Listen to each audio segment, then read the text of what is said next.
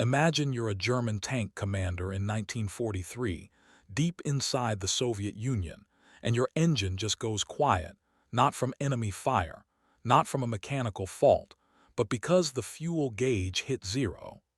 This was the quiet crisis killing Germany's war machine from the inside. By mid-1943, fuel shortages had become so severe on the Eastern Front that entire armored divisions were grinding to a halt in the middle of nowhere, hundreds of miles from any supply line, surrounded by a vast and unforgiving landscape that showed no mercy to men on foot. The moment a tank ran dry, the clock started ticking. Crews moved fast, stripping everything of value. Machine guns pulled from their mounts, radios yanked out, optics, ammunition, anything that could still serve a purpose in the next fight. Then came the harder task, making sure the enemy couldn't use what you were leaving behind. They sabotaged engines, wrecked transmissions with whatever tools or bare hands they had, because an abandoned tank that still runs is a gift to the other side. And then they walked.